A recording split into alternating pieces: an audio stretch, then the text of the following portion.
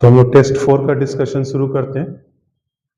इसमें जो सबसे पहला क्वेश्चन पूछा गया है, IMEI संख्या के संदर्भ में निम्नलिखित कथनों पर विचार करें। तो ध्यान दीजिएगा कि जब हम कोई मोबाइल सेट खरीदते हैं तो उसके साथ ऑटोमेटिकली एक नंबर जुड़ा होता है, उसी के संदर्भ में ये क्वेश्चन पूछा गया है। तो जो पहला इसमें पॉइंट दिया गया है कि यह 12 अंकों की संख्या होती है, जो कि गलत है, क्योंकि IMEI संख्या जो होती है वो 15 नंबर की होती है। दूसरा जो विकल्प है, यह मोबाइल सेट के पहचान के लिए प्रयोग में लाई जाती है, जो कि सही है। और अगर कोई डबल सिम वाले फोन होंगे तो उसमें दो अलग अलग IMEI नंबर होगा। ये तो जो विकल्प होगा आपका वो 2 और 3, यानी कि फर्स्ट क्वेश्चन का जो आंसर होना चाहिए बी, 2 और 3। दूसरा जो क्वेश्चन पूछा गया है वह है परिसीमन आयोग या डिलिमिटेशन कमीशन के बारे में। उसमें 3 विकल्प दिए गए हैं कि यह एक संवैधानिक आयोग है, जो कि गलत है। यह संवैधानिक आयोग नहीं है बल्कि एक कानून द्वारा स्थापित आयोग होता है, इसलिए सांविधिक आयोग कहना इससे ज्यादा बेहतर है। दूसरा, ऐसे आयोग का गठन अब तक 4 बार हो चुका है, ये सही है। और तीसरा, इसके निर्णयों को किसी अदालत में चुनौती नहीं दी जा सकती, ये भी सही है। यानी कि 2 और 3 इसके विकल्प होंगे। तीसरा क्वेश्चन पूछा गया है हाइपोक्सिया, यानी कि एक मेडिकल टर्म है जिसका क्या मतलब निकलता है। तो क्वेश्चन है कि हाइपोक्सिया ऐसी स्थिति है जिसमें नंबर 1, मानव शरीर में रक्त शर्करा की मात्रा बढ़ जाती है, ये कोई ऐसी स्थिति नहीं होती है। दूसरा, मानव शरीर में रक्त शर्करा की मात्रा घट जाती है, ये सही नहीं है। उसके बाद जो तीसरा ऑप्शन है, मानव मस्तिष्क को रक्त की आपूर्ति कम हो जाती है। और चौथा विकल्प है, मानव शरीर में विषाक्त पदार्थ बढ़ जाते हैं। तो इस प्रश्न में जो तीसरा विकल्प दिया गया है, मानव मस्तिष्क को रक्त की आपूर्ति कम हो जाती है, तो जब ऐसी स्थिति आती है तो इसे हम कहते हैं हाइपोक्सिया। 5वां नंबर क्वेश्चन है, पॉलिटी से संबंधित है। निम्नलिखित में से किसे यह अधिकार है कि वह बंदी प्रत्यक्षीकरण रिट जारी करे। तो जब हम रिट पिटीशन की बात करते हैं तो भारत के संविधान के अंतर्गत भारत के सर्वोच्च न्यायालय और राज्यों के उच्च न्यायालयों को रिट पिटीशन निकालने का अधिकार है। और रिट पिटीशन के अंतर्गत ही बंदी प्रत्यक्षीकरण एक रिट आता है। तो जो यहाँ विकल्प दिया गया है, सर्वोच्च न्यायालय, उच्च न्यायालय और जिला न्यायालय, तो संवैधानिक प्रावधान के अनुसार यहाँ पे सर्वोच्च न्यायालय को अनुच्छेद 32 और उच्च न्यायालय को अनुच्छेद 226 के अंतर्गत रिट पिटीशन निकालने का अधिकार है। इसलिए जो विकल्प हो जाएगा वो बी, यानी कि 1 और 2। 8वां नंबर क्वेश्चन, निम्नलिखित में से कौन सी राज्यपाल की शक्तियां संविधान के अनुच्छेद 200 में निहित हैं। तो जब हम पहले ऑप्शन को देखते हैं, किसी भी बिल को मंजूरी देना, ये इसके अंतर्गत आता है। दूसरा, बिल को रोकना, ये भी राज्यपाल की शक्तियों के अंतर्गत है। तीसरा है राष्ट्रपति के विचारार्थ बिल को आरक्षित करना, ये भी आता है। पर जब हम चौथे विकल्प को देखते हैं कि धन विधेयक को पुनर्विचार के लिए लौटाना, तो ये इसके अंतर्गत नहीं आता है। अतः जो क्वेश्चन का जो आंसर होगा 1, 2, 3, यानी कि सी आंसर ये। 7वां क्वेश्चन इकोनॉमिक्स से रिलेटेड है। इनमें से कौन परस्पर व्यापार सहमति के अंतर्गत नहीं आता है। पहला है वरीयता व्यापार, दूसरा है मुक्त व्यापार संधि यानी कि फ्री ट्रेड एग्रीमेंट, तीसरा है सीमा शुल्क या कस्टम यूनियन, और चौथा है साझा व्यापार या म्यूचुअल ट्रेडिंग। इसके अंतर्गत हम देखेंगे जो चौथा विकल्प है वो गलत आंसर है। 10वें क्वेश्चन पे हम आते हैं, यह भी इकोनॉमी से जुड़ा हुआ है। निम्नलिखित कथनों पर विचार करें। पहला विकल्प जो दिया गया है, 10वीं पंचवर्षीय योजना में कृषि के लिए कोई लक्ष्य नहीं रखा गया था, ये सही है, क्योंकि अब तक जो 12 पंचवर्षीय योजनाएं अपनाई गई उसमें सिर्फ 10वीं पंचवर्षीय योजना ही ऐसी थी जिसमें कृषि के लिए कोई विशेष लक्ष्य नहीं रखा गया था। दूसरा, 9वीं पंचवर्षीय योजना का मुख्य उद्देश्य समावेशी विकास था।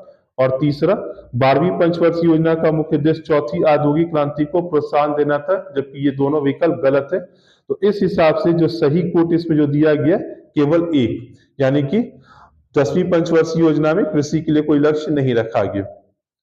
11 नंबर क्वेश्चन जो करंट अफेयर से जुड़ा हुआ है, एक मान्यता प्राप्त राष्ट्रीय दल को मिलने वाले लाभ पर विचार करें। तो जो सबसे पहला विकल्प इसमें दिया गया है कि ऐसे दल को अपने चुनाव चिन्ह का प्रयोग पूरे भारत में करने की छूट मिलती है, जो कि सही है। दूसरा, ऐसे दल में अधिकतम 25 मुख्य प्रचारक हो सकते हैं, तो इसकी सीमा आज बढ़ाई गई है। और नामांकन के दौरान प्रस्तावक की आवश्यकता नहीं होती, यह विकल्प भी गलत है।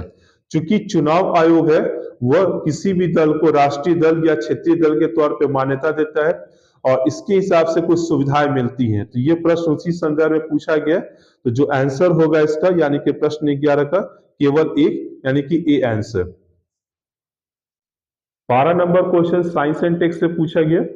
निम्नलिखित में से सत्य कथन की पहचान करें। सबसे पहला विकल्प है शून्य डोज बच्चे यानी कि जीरो डोज चिल्ड्रन ऐसे बच्चे होते हैं जिन्हें कि पूर्ण टीकाकरण के पश्चात अन्य टीकों की आवश्यकता नहीं पड़ती। ये गलत है क्योंकि जो हम जीरो डोज चिल्ड्रन की बात करते हैं तो इसका मतलब ये निकलता है कि ऐसे बच्चे जिन्हें किसी प्रकार की टीकाकरण सुविधा नहीं दी गई है। दूसरा विकल्प है टीकाकरण झिझक यानी कि इम्यूनाइजेशन हेजिटेशन ऐसी स्थिति है जिसमें टीकों की पूर्ण उपलब्धता होने के बावजूद लोग टीका नहीं लगवाते। ये कथन सही है। अतः प्रश्न 12 का जो आंसर होगा वो बी यानी कि केवल 2। 15 नंबर संयुक्त राष्ट्र शांति मिशन के संदर्भ में निम्नलिखित कथनों पर विचार करें। सबसे पहला विकल्प दिया गया हर एक शांति मिशन साधारण सभा द्वारा प्राधिकृत होता है जबकि ये साधारण सभा द्वारा नहीं होगा, सुरक्षा परिषद द्वारा होगा। दूसरा इसका वित्त पोषण सामूहिक जिम्मेवारी होती है, ये सही है। तीसरा शांति मिशन में केवल सैन्य कर्मचारी भाग लेते हैं जबकि यहाँ पे हम देखेंगे कि किसी भी देश में जब शांति मिशन चलाया जाता है तो उसमें सैन्य और असैन्य कर्मचारी दोनों होते हैं, इसलिए जो आंसर होगा केवल 2। 18 नंबर क्वेश्चन भारत में संविदा कृषि यानी कि कॉन्ट्रैक्चुअल फार्मिंग के संदर्भ में निम्नलिखित कथनों पर विचार करें। नंबर 1 इसे भारतीय संविदा अधिनियम 1812 से नियमित किया जाता है, ये सही है। राष्ट्रीय महत्व का होने के कारण इस राज्य इस पे कानून नहीं बना सकते, ये गलत है क्योंकि हाल फिलहाल उड़ीसा राज्य द्वारा इस पे कानून बनाया गया है, इसलिए यहाँ पे जो आंसर होगा केवल एक यानी कि ए। 19 नंबर क्वेश्चन प्रवासी पक्षियों के संरक्षण से संबंधित निम्नलिखित में से कौन सा अभिसमय या कन्वेंशन प्रचलित है। तो यहाँ पे जकार्ता अभिसमय दिया गया है, रोम अभिसमय दिया गया है और तीसरा है वॉन अभिसमय जो कि सही है। 20 नंबर जो क्वेश्चन है वो भी करंट अफेयर्स है। यहाँ पे पूछा गया है कि हाल में ही W12 प्लस ब्लूप्रिंट चर्चा में था, ये क्या है। तो यूनेस्को जो कि शहरों का जो आंकड़ा रखता है उसके संदर्भ में ये टर्म इस्तेमाल किया जाता है, इसलिए विकल्प ए इसका आंसर होगा। 21 जो क्वेश्चन है वो साइंस टेक का है। रिपीटेटिव डीएनए के कार्यों में क्या शामिल है। सबसे पहला जीन अभिव्यक्ति को नियंत्रित करना, दूसरा गुणसूत्रों की संरचना को बनाए रखना और तीसरा विदेशी या बाहरी डीएनए के विरुद्ध सुरक्षा प्रदान करना। तो यहाँ पे ये तीनों विकल्प आपको सही होंगे।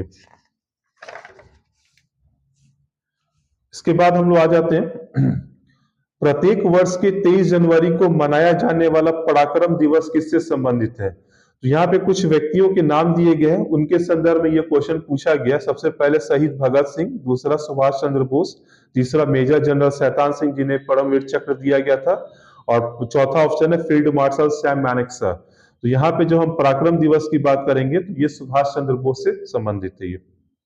26 नंबर क्वेश्चन हमारा संविधान हमारा सम्मान अभियान से संबंधित सत्य कथनों की पहचान करें। यहाँ पे पहला विकल्प दिया गया है, यह वर्ष भर चलने वाला अभियान है जो कि सही है।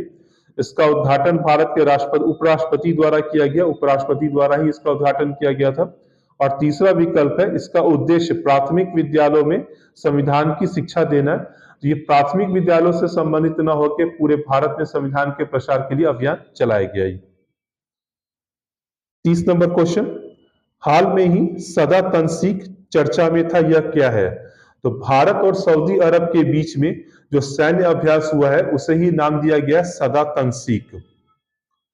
34 नंबर क्वेश्चन करंट अफेयर्स है परंतु बिहार के संदर्भ में ही है। बिहार सरकार कितने विभागों के लिए जेंडर बजट प्रस्तुत कर रही है। तो अगर हम पूरे भारत के संदर्भ में देखें तो जेंडर बजट 2005-6 से ये चीज प्रारंभ हुआ था, लेकिन ये प्रश्न पूछा गया है कि बिहार सरकार के संदर्भ में यानी कि कितने विभागों के लिए। तो इसका आंसर हो जाएगा 24 यानी कि सी। 41 क्वेश्चन कलकत्ता विश्वविद्यालय की पहली महिला स्नातक जिन्होंने 1890 में कांग्रेस अधिवेशन को संबोधित किया, इसमें विकल्प दिया गया लोपा घोष, कादम्बनी गांगुली, विभा चटर्जी और इनमें से कोई नहीं, परंतु जो इसका आंसर होगा बी कादम्बनी गांगुली।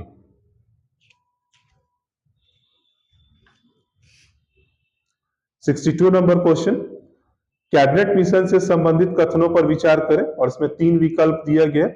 यह भारत में 24 मार्च 1946 को आया, जो कि सही है। इसने अपनी घोषणा 16 मई 1946 को जारी की, यह भी विकल्प सही है। और तीसरा है, इसने भारत विभाजन की मांग को स्वीकार किया, यह विकल्प गलत है क्योंकि कैबिनेट मिशन प्लान में भारत विभाजन मांग को स्वीकार नहीं किया गया था। अतः जो आंसर होगा 1 और 2। 64 क्वेश्चन, वज्जी संघ से युद्ध के दौरान अजात शत्रु ने कौन कौन से हथियारों का प्रयोग किया? और 3 इसमें नाम दिए गए, रथ मूसल, कंटक शोधन और ब्रह्मास्त्र। यहाँ पे विकल्प ए और 2 यानी कि रथ मूसल और कंटक शोधन का प्रयोग किया गया था, इसलिए ए आंसर होगा यहाँ पे। 68 क्वेश्चन, निम्नलिखित में से किस शब्दावली का प्रयोग भारतीय संविधान में नहीं हुआ है? तो मिलते जुलते शब्दावली है। सबसे पहला, विधि द्वारा स्थापित प्रक्रिया, विधि की सम्यक प्रक्रिया, विधि के समक्ष समानता। तो यहाँ पे जो हम विधि की सम्यक प्रक्रिया देखेंगे, ये मूल संविधान में तो था, परंतु यहाँ पे जब हम संविधान अंगीकृत किया गया उसके बाद वो नहीं दिया गया, इसलिए यहाँ पे विधि की सम्यक प्रक्रिया के अंतर्गत ये वो सब नहीं आएगा। ये 70, इनमें से कौन सा कथन सत्य है? नंबर 1, आपातकाल की उद्घोषणा के साथ ही अनुच्छेद 19 स्वतः निलंबित हो जाता है, ये सही है।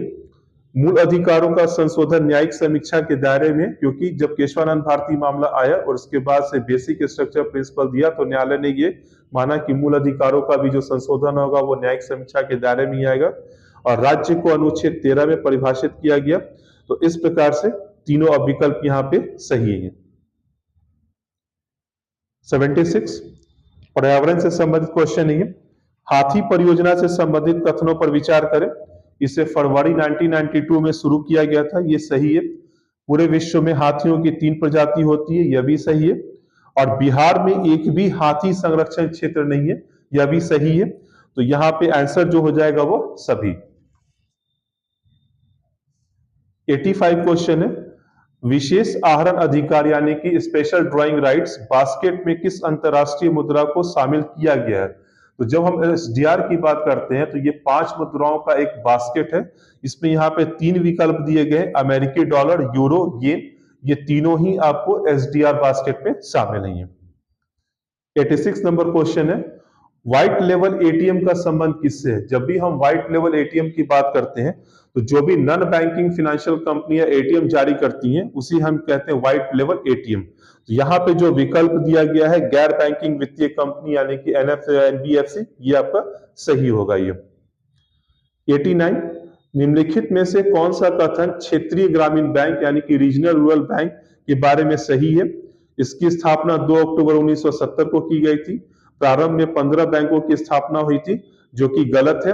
और ये देश के सभी भागों में कार्यरत है, ये भी सही नहीं है क्योंकि कुछ राज्यों में इनकी स्थापना नहीं हुई थी। 92, द्वितीय पीढ़ी के सुधार के अंतर्गत क्या नहीं आता है? तो जब हम द्वितीय पीढ़ी के सुधार की बात करते हैं तो इसका संबंध आर्थिक क्षेत्र से है। जब 1991 में नवीन आर्थिक नीति लाई गई थी और इसी के साथ देश में उदारीकरण, निजीकरण और वैश्वीकरण की प्रक्रिया आरंभ हुई, तो इसे ही हम प्रथम पीढ़ी के सुधार कहते हैं। लेकिन जब 2000 में अटल बिहारी वाजपेयी की सरकार थी और उसके बाद से उन्हीं आर्थिक सुधारों को जब आगे बढ़ाया गया तो उसे कहा गया द्वितीय पीढ़ी के आर्थिक सुधार। तो जाहिर सी बात है कि ये आर्थिक क्षेत्र से संबंधित है, इसलिए श्रम सुधार इसमें शामिल होगा, वित्तीय सुधार शामिल होगा, राजकोषीय सुधार शामिल होगा, परंतु न्यायिक सुधारों को हम द्वितीय पीढ़ी के सुधार के अंतर्गत नहीं रखते हैं। 93, इनमें से किस संस्था का संबंध कंपनियों के साख मूल्यांकन करने से यानी कि क्रेडिट इवैल्यूएशन? जो सेबी होती है वो कैपिटल मार्केट से रिलेटेड है, आरबीआई जो है वो मनी मार्केट से रिलेटेड है, परंतु यहाँ पे जो विकल्प दिया गया CRISIL क्रिसिल, इसका संबंध कंपनियों के साख मूल्यांकन से है।